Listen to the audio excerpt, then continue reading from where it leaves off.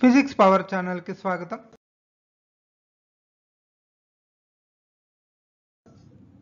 ఈ వీడియోలో వర్క్ ఎందుకు స్కేలార్ క్వాంటిటీ అవుతుంది అనే డౌట్ ని ఎక్స్ప్లెయిన్ చేస్తాను. ఈ డౌట్ ని ఫస్ట్ సింపుల్ గా ఎక్స్ప్లెయిన్ చేసి తర్వాత ఎలాబొరేటెడ్ గా డీటెయిల్డ్ గా ఎక్స్ప్లెనేషన్ చెప్తాను.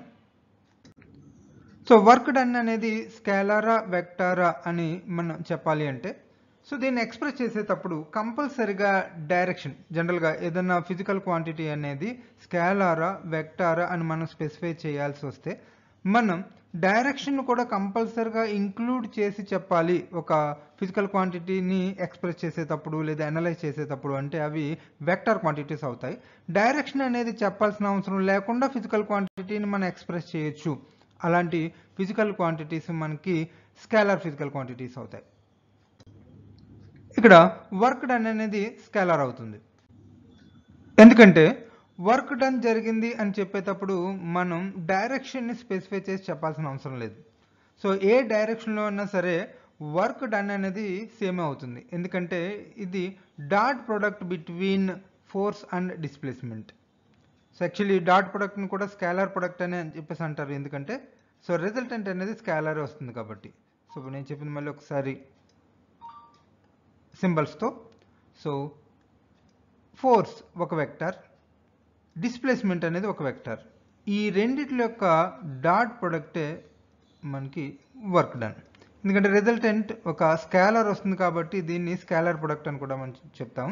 సో ఇక్కడ డిస్ప్లేస్మెంట్ అనేది వెక్టరే, ఫోర్స్ అనేది కూడా వెక్టరే. ఓకే, సో ఒక పర్టికులర్ డైరెక్షన్లో ఫోర్స్ అప్లై చేయడం ద్వారా సర్టెన్ వర్క్ అనేది జరిగింది. కానీ ఇది ఏ డైరెక్షన్లో ఉన్నా సరే ఈ రెండిట్లో యొక్క ఫిజికల్ క్వాంటిటీస్ మీద మనకి వర్క్ అనేది డిపెండ్ అవుతుంది. So apply a force, next displacement including angle కూడా. ఓకే, సో ఫోర్స్ ఏ యాంగిల్లో ఒక పర్టికులర్ బాడీ మీద అప్లై అవుతుందో దాని ప్రకారంగా కొంచెం డీప్గా చెప్తున్నట్టున్నాను. సో అది అర్థం అవడం కోసం ఫర్ ఎగ్జాంపుల్ ఫోర్స్ ఈ డైరెక్షన్లో అప్లై అవుతుంది, బాడీ మూవ్ అయింది, certain displacement, so work done అనేది జరిగింది. సో ఇక్కడ ఫోర్స్ ఈ డైరెక్షన్లో అప్లై అయితే సో అప్పుడు యాంగిల్ హారిజంటల్తో ఈ డైరెక్షన్లో మూవ్ అవుతుంది. సో ఫోర్స్ అనేది ఈ డైరెక్షన్లో అప్లై అవుతుంది. సో ముందు ఫోర్స్ ఈ డైరెక్షన్లో అప్లై అయ్యేది. సో ఇప్పుడు ఫోర్స్ క్వాంటిటీ అనేది తగ్గుతుంది. So the quantity of force next displacement ఈ రెండిట్లో ఒక మ్యాగ్నిట్యూడ్ మీద వర్క్ డన్ అనేది డిపెండ్ అవుతుంది. రిజల్టెంట్ వర్క్ డన్ ఒక మ్యాగ్నిట్యూడ్ వస్తుంది. ఓకే, ఆ వర్క్ డన్ అనేది ఎటువంటి డైరెక్షన్ మీద డిపెండ్ అవ్వదు. సో నెట్ వర్క్ డన్ అనే ఫిజికల్ క్వాంటిటీ మనకి డైరెక్షన్ మీద డిపెండ్ అవ్వట్లేదు కాబట్టి వర్క్ డన్ అనేది ఒక స్కేలార్ క్వాంటిటీ అవుతుంది. ఇప్పుడు డీటెయిల్డ్గా స్కేలార్ ఫిజికల్ క్వాంటిటీస్ ఏంటి, వెక్టార్ ఫిజికల్ క్వాంటిటీస్ ఏంటి అనేది ఎక్స్ప్లెయిన్ చేస్తాను. సో దీంతో మీకు డిఫరెంట్ ఫిజికల్ క్వాంటిటీస్ ఎలా స్కేలార్స్ అవుతున్నాయి, ఎందువల్ల ఇవి వెక్టర్స్ అవుతున్నాయి అనేది మీకు క్లారిటీ వస్తుంది ఫర్దర్ వీడియోని ఫాలో అయితే. Scalars are scalar quantities. ఇక్కడ స్కేలార్ క్వాంటిటీస్ అంటే scalar physical quantities. So physical క్వాంటిటీస్ని వాటి యొక్క స్పెసిఫికేషన్ బేస్డ్గా స్కేలార్స్ వెక్టర్స్ అని టూ పార్ట్స్గా సెపరేట్ చేశారు, టూ కేటగిరైజ్ చేశారు. ఫర్ ఎగ్జాంపుల్ ఏదైనా physical quantity only magnitude is enough to represent. For example, the physical quantity which having only magnitude but no direction are called scalar quantities. Example, temperature, mass, distance, time, work, power. So ఇక్కడ clarity కోసం ఒక example చెప్తాను. So ఈ physical quantities మనం స్పెసిఫిక్గా mention చేసి చెప్పేటప్పుడు direction అనేది చెప్పాల్సిన అవసరం లేదు, ఓన్లీ మ్యాగ్నిట్యూడ్ క్వాంటిటీ ఉంటే సరిపోతుంది. సో డైరెక్షన్ కూడా మెన్షన్ చేయాల్సి వస్తే అది వెక్టర్ అవుతుంది. ఓకే, సో ఫస్ట్ స్కేలార్ గురించి కంప్లీట్ డీటెయిల్ చెప్పడం కోసం ఇక్కడ టెంపరేచర్ ఎగ్జాంపుల్గా తీసుకుంటున్నాను. So temperature for example room temperature అనుకుందాం. సో జనరల్గా రూమ్ టెంపరేచర్ 30 degrees.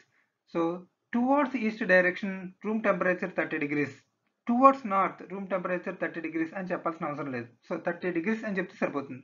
ఒకవేళ డైరెక్షన్ మెన్షన్ చేస్తే అది మీనింగ్లెస్ అవుతుంది. Okay, so time for example తూర్పు దిశగా ఇప్పుడు టైము 1 o'clock అయింది. సో అని చెప్పడం అనేది మీనింగ్లెస్ అవుతుంది. సో టైం అనేది జస్ట్ ఓన్లీ క్వాంటిటీనే, దానికి డైరెక్షన్ అడాప్ట్ చేయాల్సిన అవసరం లేదు. ఓకే, సో అదే కొన్ని ఫిజికల్ క్వాంటిటీస్ ఉంటే కంపల్సరీగా డైరెక్షన్ కూడా స్పెసిఫై చేయాల్సి వస్తుంది. సో వాటిని మనం వెక్టర్స్ అని చెప్పేసి అంటాం. So vectors are vector quantities. Vector quantities means vector physical quantities.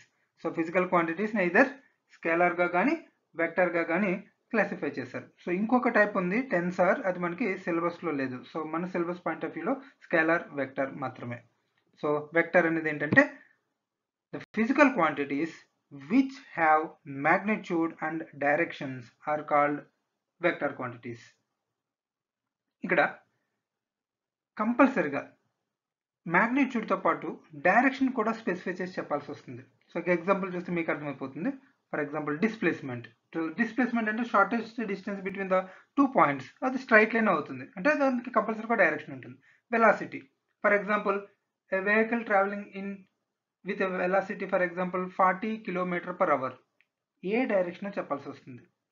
For example so ఇక్కడ ఓన్లీ వెలాసిటీ పరంగా ఒకవేళ మీకు క్లారిటీ రాకపోతే యాక్సిలరేషన్ ఫోర్స్ అబ్జర్వ్ చేస్తే సరిపోతుంది. సో ఇక్కడ force acting on a body, ఏదైనా ఒక బాడీ మీద ఫోర్స్ అప్లై అవుతుంది, ఏ డైరెక్షన్ లో, ఎటువైపు ఆ ఫోర్స్ ఉంది. యాక్సిలరేషన్, సో ఏ దిశలో వెలాసిటీలో మార్పు వస్తుంది, సో వెలాసిటీలో మార్పుని యాక్సిలరేషన్ అంటాం. కంపల్సరీగా ఏ డైరెక్షన్ అనేది కూడా మెన్షన్ చేయాల్సి వస్తుంది. సో ఇంక్లూడింగ్ డైరెక్షన్ తో పాటు చెప్తే తప్ప ఈ ఫిజికల్ క్వాంటిటీ గురించి కంప్లీట్ ఇన్ఫర్మేషన్ అనేది ఫుల్ఫిల్ అవ్వడం లేదు. సో అలాంటి క్వాంటిటీస్ మనం వెక్టర్స్ అని చెప్పేసి అంటాం. అంటే ఆ ఫిజికల్ క్వాంటిటీకి కంపల్సరీగా మ్యాగ్నెట్ తో పాటు డైరెక్షన్ కూడా ఉంటుంది. సో వాటిని మనం వెక్టర్స్ అని చెప్పేసి అంటాం.